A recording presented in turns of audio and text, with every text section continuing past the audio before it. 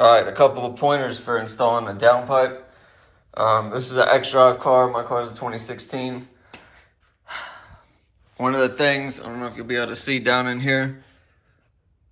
So that second, there's two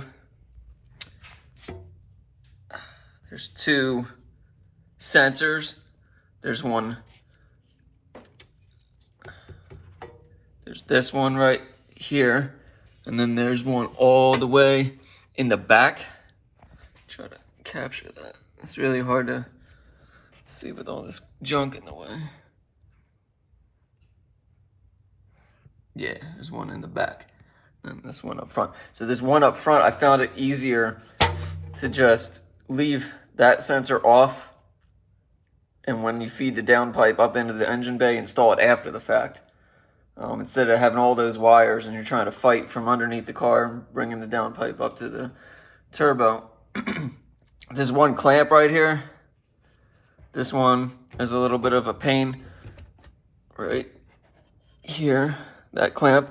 Make sure that's like just resting on the downpipe when you feed it up from the bottom, so that you're not. That's probably like common sense, but for me, I didn't figure it out.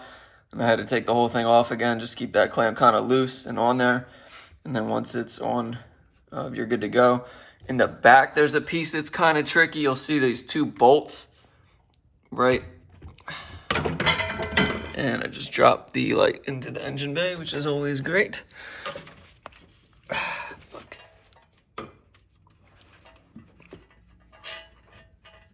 Got it. These two bolts, right? It's really hard to show. There's two bolts in the back. Okay. Let's see. Right there, they're kind of like rusty looking.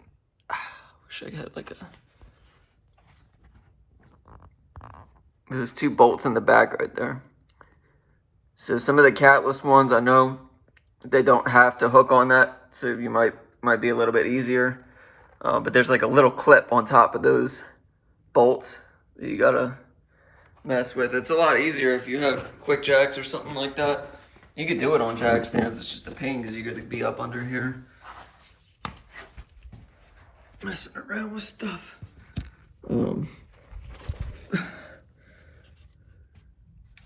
That clamp right there that connects the downpipe to the midpipe, that I replaced because it was welded on to the original exhaust. So it was pretty cheap. It was like 30 bucks. Picked one of those up. Another thing which you definitely want to have is a pipe expansion tool. You can rent them from AutoZone. You can buy one off Amazon. I think it's like 120 bucks. But there's no way, if you don't have that tool, there's no way in hell you're getting it in there. The mid pipe is way too tight. You'll just struggle with it forever. It's not worth it. Another thing that I found it easier to do it this way. I have quick jack, so I got a ton of room under the car. I took apart this brace right here in the middle. I just dropped it down. I loosened it, and the whole exhaust will drop down a little bit, so it'll give you some more room to work. I think you can do it without. I've seen where people have done it without doing that. It just makes it easier. Honestly, probably the easiest way to do it is just to drop the entire exhaust. I know mine is an Evolution Raceworks downpipe, and that's what they tell you to do in the instructions, to drop the entire exhaust. It's not hard. It's just tedious, you know. It's definitely a DIY project. I wouldn't take it to a shop because you can totally do it yourself. No, it's not hard. Hopefully that's helpful. Like I said, the biggest tips, make sure that the clamp that goes between the downpipe and the turbo is on there when you feed it up from the bottom of the car.